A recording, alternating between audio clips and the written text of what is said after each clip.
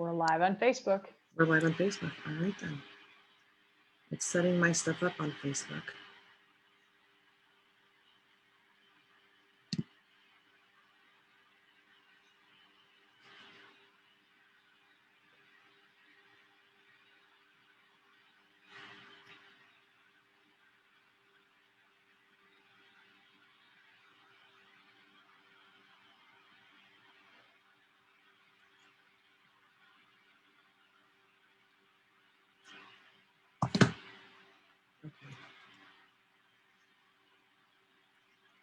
Good morning. I'm gonna push one button on here too.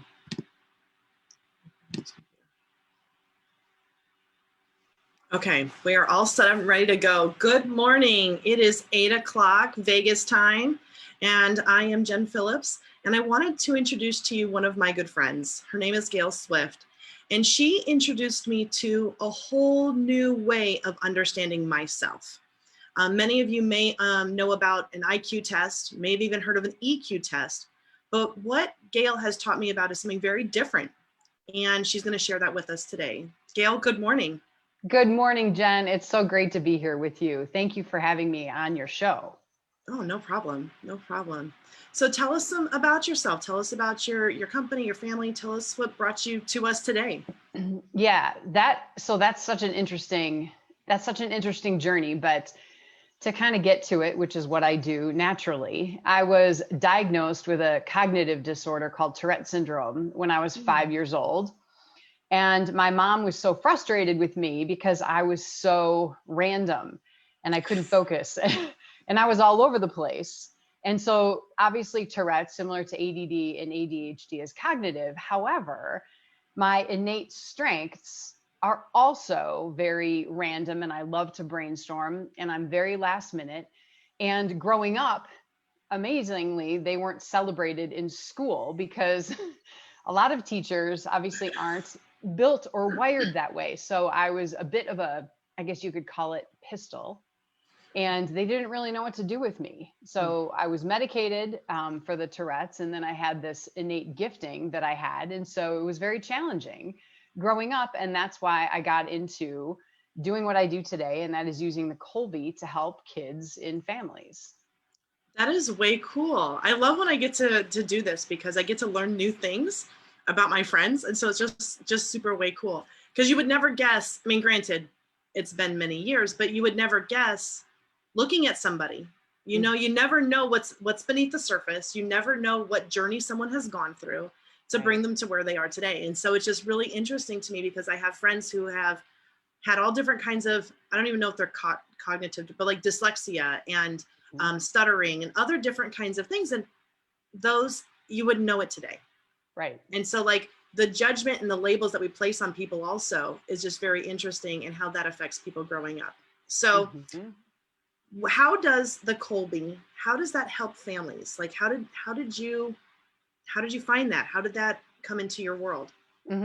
So my mom I grew up in the Chicago suburbs, and she went to a national network of women in sales meeting. And this woman was talking about Kathy Kolbe's assessment that can measure how people work when free to be themselves. And so my mom's like, what a great gift for a college graduation for Gail. So to kind of launch her and help her decide her best place to serve in the world. And so I did have my assessment done so many years ago. But amazingly, it wasn't until I was married myself and until I had my own kids that it really started to get personal, and it meant something for me. And honestly, even when being married for 23 years, my husband took it the year we were married, and that was great. I wasn't paying attention to it as closely as when my kids were born. And so it was when my kids were born that I actually started to pay attention a lot, because as soon as I saw that their way of doing things was different than mine, I had two ways to go, right, Jen? So you obviously, I have a phrase that people think is hilarious. I call it petting a cat backwards. Cats don't like to be pet backwards. People don't like to go against their natural grain. So when I saw this in my kids, I had a choice. Obviously, I could go with the grain or I could go against the grain. But I'm not one of those people that just, I'm kind of a recovering perfectionist control person. Honestly, it's not easy for me to release the grip of how I do things because not too long ago, I actually thought that my way was the best way to do things. And is this ringing any I've been bells? there. I've been there. I've been there. Right? Is My this way's ringing always been the best way. What are you talking right? about? I know. And honestly, it until I had my kids, I was like, until I actually became a Kolbe consultant and started working with it professionally, that's when I got or garnered the proof that I needed to see how my family worked. And I had to trust it, which is the hardest thing for parents to do, is to trust that this pattern of taking action that their child has works when they trust it. So it was all about me releasing the grip on how they should get things done. So I still had a result, right? As parents, you still have results that you want your kids to do. But when you can take it easy on how they get there and not have a way that they need to go, it's so fascinating to watch them do it their way, which is what Kolbe is all about, doing it your way. That is so very cool. And it's interesting you say that because I'm thinking about my one son. I've got 4 kids. You've got twins, right? I have no 2 boys, 2 years apart. 2 boys. Yes. Okay. 2 years apart. Okay. And so I'm thinking about my one son and how he had, like, when I did the Myers-Briggs, we are opposite in every single area. And he hasn't done the Kolbe yet because when I talk about the stuff that I do, he just freaks out. Why would I do that, Mom? And so I've done the Kolbe. And so I know where I lie, but until you kind of know the relationship with someone else, you're guessing. Yes. And so, but I love surprises. I love surprises, all kinds of surprises. And so I want to do that for my kids. He is not the kid to surprise ever. And so I have to make sure that I give him time to digest before the surprise happens. He has to know what the surprise is. So it really can't be a surprise. And so, like, otherwise I have to deal with the aftermath of the anticipation and it's really just not worth it. So I've learned that if I just let him know, he's going to have a much better time because he's had time to process and he has time to prepare. And I'm like, I don't need that. Right. I don't need that in the way some other people need. And so it's just been very, very interesting as I become more aware of those things. So thank you for helping me learn about that. So it's been very, very cool. Way to go, Jen, by the way, to pay attention. Like, that's amazing, because not only did you have to pay attention to how you work, and I know you know your Kolbe, and you know the difference. So you're respecting the difference. You're not trying to go against it, and you're giving him what he needs so he can be in his lane, and then you are staying in your lane, and there's no judgment. No. And no expectations anymore. Right. Yeah. How does that feel for you, by the way? No, I mean, how does that? It's been really cool because it's funny. The same son, I would talk to him about like doing the dishes or doing this or doing that. And the answer is always no, by the way. No, I'm not going to. But then he does it. He does it his way, his time. So it gets done, you know? And so it's really, really very interesting because my stress level's gone down. My ability to communicate with my children has gone. My yelling at them.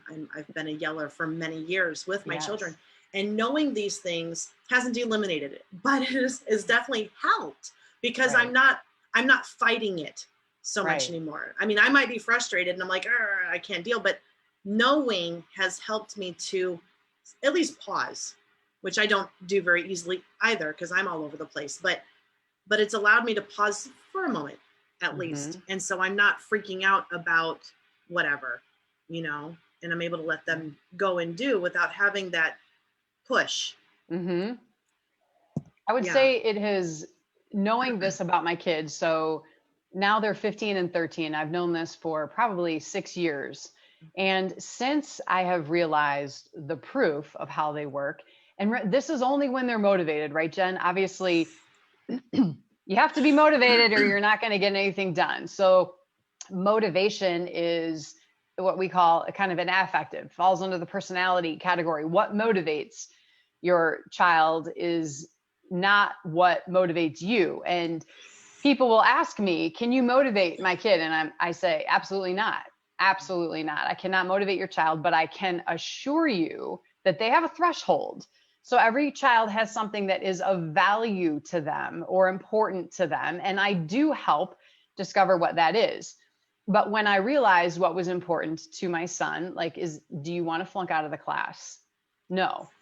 Or yes. Or do you want to flunk out of the grade? Are you working to stay, or graduate from this grade level? And the answer is yes. So as a parent, you can back up the lens and remind them of what they said was important to them at the beginning, and then help them get there. But I don't have infinite campus on my phone. I am not checking grades. I'm not following up. I'm not reminding. I'm not hounding. I'm not bribing or cajoling or anything like that. I'm definitely a believer in natural consequences. And my kids, they get calls from their teachers. They've missed class for video games. I'm in this with everybody else. I'm not on an island. So I totally get it. But what I do differently is my stress has gone down and I'm a lot more relaxed, like you said, you are, because I know that they can get it done. And I know that when they're motivated, they will get it done.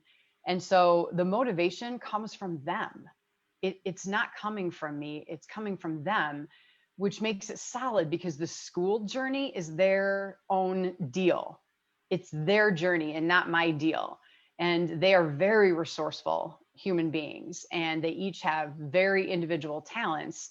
And it's fun because I see their score. And so I can kind of kick back with a bowl of popcorn and watch them. Well, I watch them do what they say they're going to do their way. And it's so fascinating to watch it play out. So it saved me a ton of stress as a parent, for sure, knowing this about my family. That's very, very cool. Now, Gail, you've shared with us for the last 10 minutes how this has really transformed you as a parent. Mm-hmm. How does it affect your kids? Like the flip side, do the kids know they're Kolbe? Do they know how to interact with you? Are they aware of any of those kinds of things from the other side? That's a really good question. And so I'm going to equate it like this, because so if you picture a balloon full of confetti, like the irritating confetti that someone puts in a card or something and it falls out all over the place. If you picture a balloon full of this bright colored confetti and it's falling to the ground, and you kind of want to catch it so it doesn't pop, right? You don't want it to pop. But it's when the parent allows that balloon to pop, only then are you able to see what's on the inside. And so that is a beautiful kind of word picture that what you just said is so true. There will be struggle from the child, because obviously the child is used to you being a backup, being a reminder, being a safety net. And I am not saying that I'm releasing my grip as a mom at all. I am saying I'm walking with you through the challenging times because I know that you can do it. I am not taking you out of the challenging times. And so, yes, there is a bit of a transition. And the older the child gets, the longer the transition, obviously, because they're more used to you being there as a safety net. Does that make sense? Oh, totally. It's the conditioning. So they're used to a certain thing. So the younger you can learn this and teach them theirs, and they can start to be in their own lane, means that they're not overcoming the conditioning of society, the family, schools, all that stuff. If they can learn their spot and learn how they can make it their life work for them in their way. Yes. I love that. That. I have a nonverbal assessment. It's literally a bag of toys that I work with 3-year-olds and up. So, and the nonverbal assessment works so well with autistic kids. So 3 years old, about to maybe 9 or 10 is this nonverbal assessment. And then it goes into a student assessment that takes them through high school after that. And then it gives them tips and tricks on how to test and what causes them stress. And then, of course, their ideal careers and how they work. Yes. Oh, wow. That is super cool. I keep saying it's like, I need to get my kids to you. all of them, all 4 of them. I need to help them to see, because I've got 2 that are feeling very lost. They're the ones that have graduated already. And so it's like, how do I do that? So, Gail, I need Gail to help my kids, help me help my kids so that they can make these, this life, make their own way. And I love what you said. I love that you said it's not about releasing my role as a parent. It's not that. And I tell people this, they're like, well, you're just so like, I'm very hands off as a mom. And I was hands off before I knew anything about Kolbe. I was just, you know what? I'm a firm believer that childhood is a really great place for kids to learn things with a safety net. It's like, I'd rather them learn this now than go to jail later. I'd rather them learn this now and have whatever consequence I'm going to give them, or the school would give them, rather than whatever life's going to smack them with. Bankruptcies, foreclosures, job loss, heartache, divorce, all of the other things, that I've experienced. Like, I would rather them learn some of that stuff within the safety net of childhood. But if they don't know who they are, then they're constantly, like you said, going against the grain. And so it's, who are you? Do you know who you are? And I think I'm 43 years old, and I've been struggling with who am I for 43 years, and I know more working with you and talking with you, and then working with other business mentors and other personal mentors and doctors and things that I've worked with, helping me to learn to listen to me.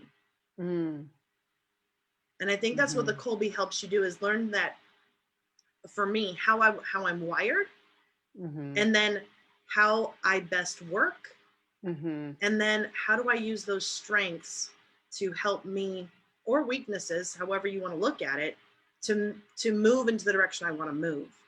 And it was interesting, the very first thing that you said to me when we got on a half hour ago, whenever it was, how when I'm focused and I get things done. And so for me, it's like, you know what, I want to be that person to go and do, and don't get in my way, but come along for the ride. And so, Gail, thank you for joining the ride. Thank you for being our first Facebook Live. I really am. I'm so glad, because I think that what you do for families, for children, for adults, for everybody, if they know this piece of themselves, they can have so much more of an empowered life. Yes. Themselves, knowing who they are, they become empowered. And I think with what I do with Empower Learn, that empowerment piece is just so huge. You as an adult, you as a parent, can really make some tremendous growth when you know who you are. Absolutely. So Gail, is there anything else? How can people find you? I know that we've got you on on our Empower Learn page, but how else can people find you? What's the best way to get to you? Yes. So my phone number, I'm going to give my phone number out, and an email. My phone number is 608-833-5482. 608-833-5482. And then my email is gail@planstoprospercoaching.com. And then we'll add those to Facebook in the links so that people can see the comments. That would be great. Fantastic. Thank you so much, Gail. Have yourself a wonderful rest of your Sunday, and I will see you soon. Thanks, Have Jen. a great day. Thank you so much. You're so welcome. Bye-bye. Bye.